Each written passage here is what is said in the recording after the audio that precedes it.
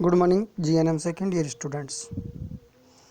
अपन MSN second का anaemia topics पढ़ रहे थे, जिसके अंदर सबसे पहले अपन ने एनीमिया की डेफिनेशंस और उसके कोजेज और उसका क्लासिफिकेशंस पढ़ा था।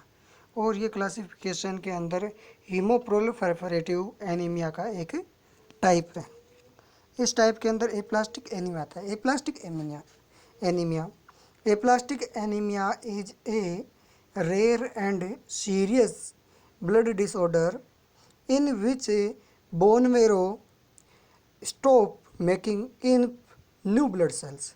यानी कि कहने का मतलब ये है कि इसके अंदर जो एप्लास्टिक एनीमिया होता है, इसके अंदर जो बोन मेरो होता है, जहाँ पर रेड ब्लड सेल्स का निर्माण होता है, वो निर्माण रुक जाता है, वो पूरा नहीं होता, उसकी वजह से होता है।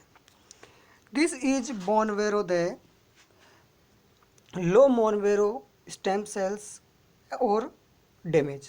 यानी कि या तो जो बोन मेरो सेल्स होती है वो लो होती है या फिर वो रुक जाती है, उसकी जो ग्रोथ है वो रुक जाती है। Aplastic anaemia is a rare but serious disorders. यानी कि ये होता तो लगभग रेयर है, पर इसकी जो सीरियस है वो काफ़ी होता है। ये काफ़ी सीरियस डिसऑर्डर्स होता है। इट कैन डेवलप सडनली और स्लो। ये अचानक होता है और फिर धीरे धीरे ग्रोथ करता है। फिर तो कहने का मतलब है कि ए प्लास्टिक एनीमिया के अंदर जो बोन मेरो के अंदर जो स्टेम सेल्स होती है वो डैमेज हो जाती है, या उसका निर्माण नहीं होता, या उसका निर्माण स्लो हो जाता है, तो उसकी वजह से एप्लास्टिक एनीमिया हो सकता है। अगर कोजेज की बात करें तो कोजेज के अंदर है exposure to the substance such as arsenic है, बेंजीन्स है और पेस्टिसाइड्स है। अगर कोई भी एक्सपोज होता है इन केमिकल्स का, तो उसकी वजह से भी एक प्लास्टिक एनीमिया हो सकता है।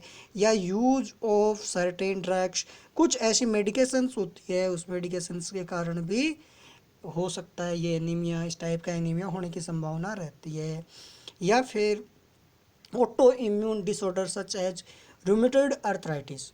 यानी जो ऑटो इम्यून डिसऑर्डर्स होते हैं वो भी कई बार क्या है कि जो एप्लास्टिक एनीमिया की कंडीशन क्रिएट कर सकते हैं। या फिर वायरल इन्फेक्शन के अंदर है हेपेटाइटिस अगर हो जाए तो उसकी वजह से भी एप्लास्टिक एनीमिया हो सकता है। नेक्स्ट है certain inherited conditions can damage the stem cells and to aplastic anemia examples congenital disease. अगर किसी के कंजेनाइटल डिजीज़ हो रखी है तो उस कंजेनाइटल डिजीज़ की वजह से भी एप्लास्टिक एनीमिया हो सकता है। एप्लास्टिक एनीमिया की जो बात करें कि इनके क्लिनिकल मैनिफेस्टेशन क्या होते हैं, तो क्लिनिकल मैनिफेस्टेशन के अंदर आता है फर्स्ट है लो एनर्जी, यानी एनर्जी का कम होना, फीलिंग टायर्ड्स, उसको थकान महसूस होना, लो रेड ब्लड सेल्स। अगर सीबीसी काउंट करवाई जाए तो उसके अंदर जो रेड ब्लड सेल्स है वो उसकी काउंट्स है वो लो हो जाती है या बहुत कम हो जाती है। डिक्रीज हीमोग्लोबिन लेवल्स, अगर एचपी लेवल्स की भी जांच करवाते हैं तो उसकी वजह से एप्लास्टिक एनीमिया की वजह से एचपी लेवल्स भी कम आता है। लो प्लेटलेट्स, यानी प्लेटलेट्स की काउंट है वो भी डिक्रीज हो जाती है। नेक्स्ट है डायग्नोस्टिक इवाल्वेशन के अंदर है फर्स्ट लो रेड ब्लड सेल्स काउंट, यानी कि जो रेड ब्लड सेल होती है वो एक एनीमिया की कंडीशन क्रिएट कर सकती है। नेक्स्ट है लो वाइट ब्लड सेल्स काउंट्स, यानी कि जो WBC है उसकी भी काउंट कम हो जाती है। इसके साथ साथ प्लेटलेट्स काउंट है वो भी कम हो जाती है।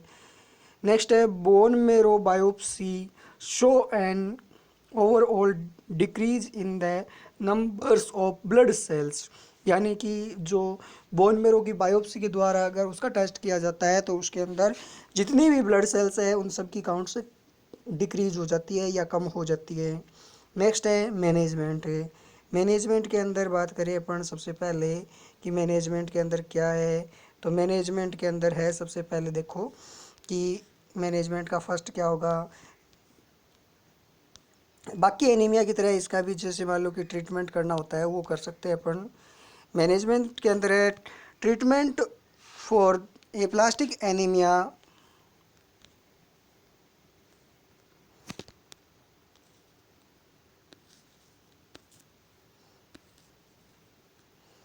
एप्लास्टिक एनीमिया का ट्रीटमेंट है वो है include the blood transfusions and मोनबेरो stem cells transplantation and medicines और stimulates bone marrow and prevent and treat the infections. यानी कि इसके अंदर ब्लड ट्रांसफ्यूजन किया जा सकता है या जो स्टेम सेल्स है वो ट्रांसफ्यूजन की जा सकती है, बोन मेरो ट्रांसप्लांट किया जा सकता है, कुछ मेडिकेशंस है वो काम में ले सकते हैं। इसके साथ साथ में अपन इन्फेक्शन को भी प्रिवेंट करना पड़ेगा। नेक्स्ट है दीज ट्रीटमेंट कैन प्रिवेंट और limit the complication and relieve the symptoms and improve the quality of life. इसके अंदर क्या है कि एक तो अगर ये ट्रीटमेंट करेंगे ये अपन तो इसके द्वारा क्या होगा, एक तो जो एनीमिया और का है वो ट्रीट हो जाएगा, वो प्रिवेंट हो जाएगा। इसके साथ साथ में जो बाकी कॉम्प्लिकेशंस है वो कॉम्प्लिकेशन भी कम होंगे और अपना जो लाइफ जीने का जो तरीका है वो भी क्या हो जाएगा, ठीक हो जाएगा या इम्प्रूव हो जाएगी उसके अंदर। नेक्स्ट है haemolytic anaemia. Haemolytic anaemia, haemolytic anaemia के अंदर है haemolytic anaemia is a condition which red blood cell are destroyed and removed from the blood streams before their normal life spans. यानी कि इसके अंदर हीमोलाइटिक्स का मतलब वैसे ही क्या होता है कि टूटना होता है, डिस्ट्रॉय होना होता है, ख़त्म होना होता है। तो उसकी वजह से क्या होता है, या तो डिस्ट्रॉय हो जाती है या फिर नॉर्मल लाइफ स्पान से पहले ही उसका जीवन काल समाप्त हो जाता है, जिसके कारण हीमोलाइटिक एनीमिया हो सकता है। नेक्स्ट बात करें इसकी, red blood cells are made in the bone marrow sponge like tissue inside the bone. यानी कि बोन के अंदर जो बोन मेरो है जहाँ से रेड ब्लड सेल्स का निर्माण होता है वो क्या हो जाता है, उसकी जो स्पंज हो जाती है वो जकड़ जाती है सेल से और टिश्यूज़, जिसके कारण क्या होता है बोन मेरो के अंदर प्रॉपर मात्रा में जो है रेड ब्लड सेल्स का निर्माण नहीं हो पाता है। This types of haemolytic anaemia. Haemolytic anaemia दो प्रकार का होता है, एक तो इनहेरिटेड और एक होता है एक्वायर्ड। इनहेरिटेड और एक्वायर्ड।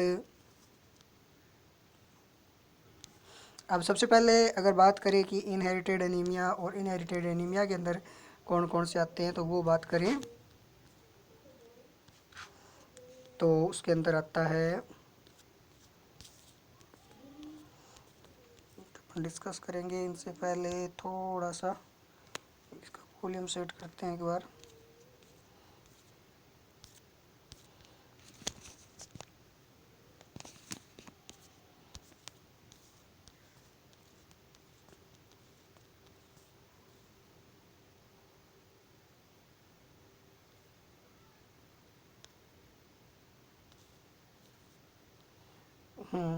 इनहेरिटेड एनीमिया है वो क्या होता है कि जन्मजात होता है या जो उनके जीन्स के अंदर किसी तरह की डिफॉर्मिटीज आ जाती है तो उसकी वजह से होता है।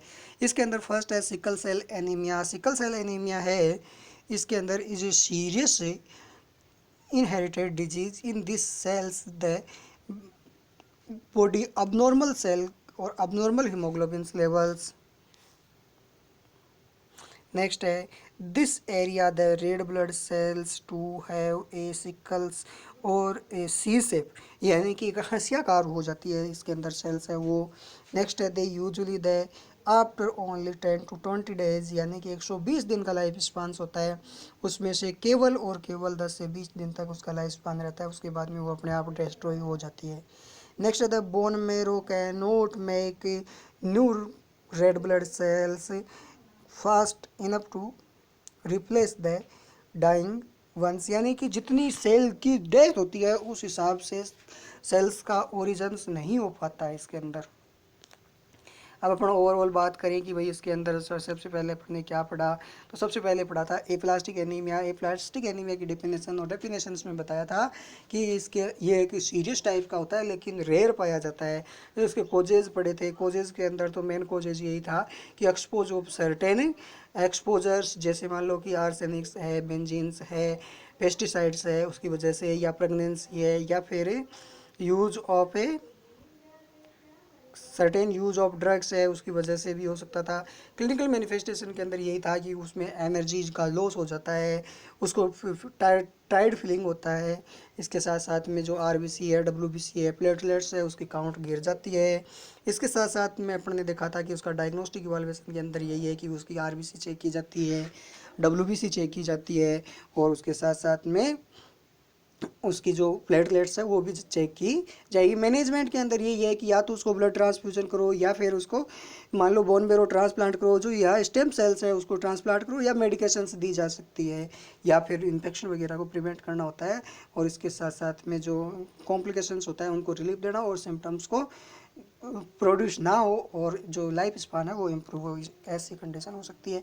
नेक्स्ट अपन ने पढ़ा था कि हिमोलाइटिक एनीमिया, और हिमोलाइटिक एनीमिया के अंदर अपन ने देखा था कि इस कंडीशन के अंदर जो जो रेड ब्लड सेल्स है या अदर सेल्स है वो क्या हो जाती है, डिस्ट्रॉयड हो जाती है, टूट जाती है, और उसका नॉर्मल लाइफ स्पैन नहीं रहता, उनसे पहले ही वो डिस्ट्रॉय हो जाती है। इसके अंदर अपन ने दो टाइप्स पढ़े थे, एक तो इनहेरिटेड बोन हिमोलाइटिक एनीमिया और एक था एक्वायर्ड हिमोलाइटिक एनीमिया।